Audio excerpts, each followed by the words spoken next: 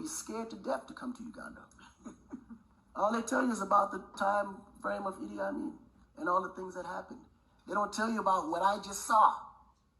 And I'm determined to expose that. So I want people to understand how beautiful Uganda is. And the best way to do it is to build my city here. That we plan to put in the rural areas and within the city as well.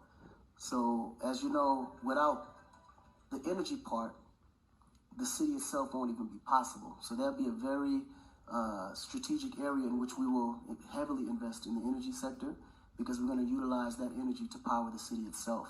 The tourism aspect of it is the main goal, to be able to attract foreigners to come and invest here in Uganda.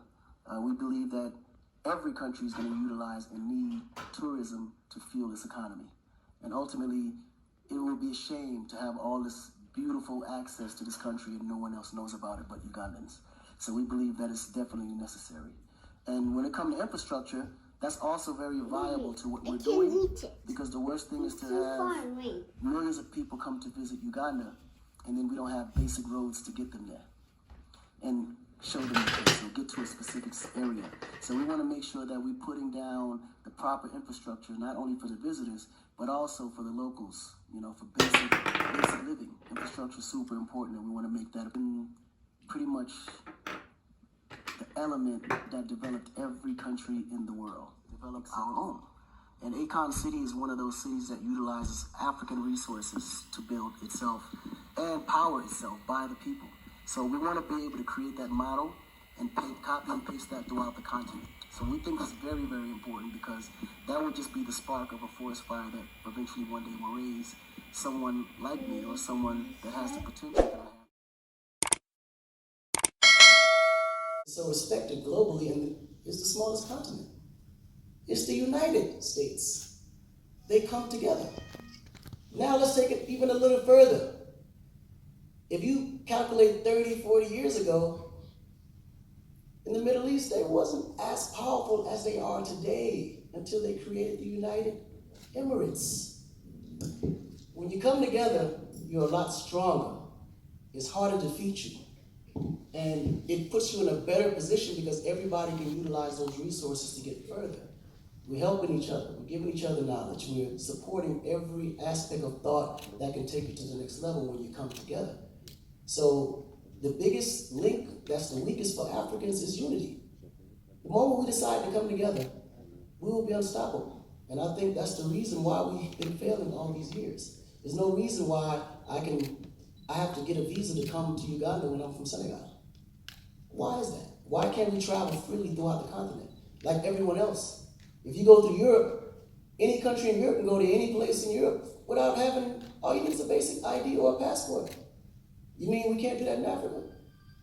We just need to come together and understand the value that we have as people, as one. But other than that, brother, it's going to be a challenge. We're going to be fighting this for hundreds of years until we realize that unity is the only thing that's stopping us from being great. Thank you so much. The second was the Akon City Initiative. My brother asked it, but I don't know whether it's repetitive, but I'd like to get the concept in the sense that it's being rotational and set up in different places. Now you're choosing Uganda. What's unique about this initiative? And if you could quantify its badness in terms of impact to where you expect to have it located. Oh, you're talking about the city, right? Yeah, the city. Yeah. So, weighing on it. Well, my choice is really based on potential. You know, when I look at the potential of all the places in Africa from a touristic standpoint, I believe Uganda has one of the biggest potentials. I believe Senegal has one of the biggest potentials. I believe Ghana has one of the biggest potentials. And I believe Ethiopia has one of the biggest potentials. It's certain countries that just have huge potential.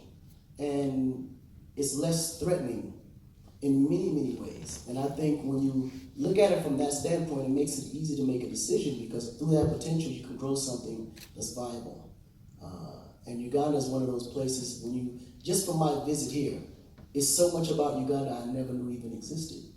It's a certain welcome that I never knew Uganda even had. When you look at how Uganda has been promoted and how Ugandans have been promoted internationally, you would be scared to death to come to Uganda.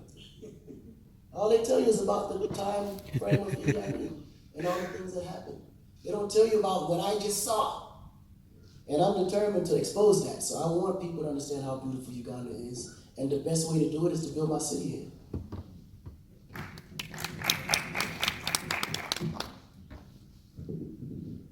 Thank you. Perfect.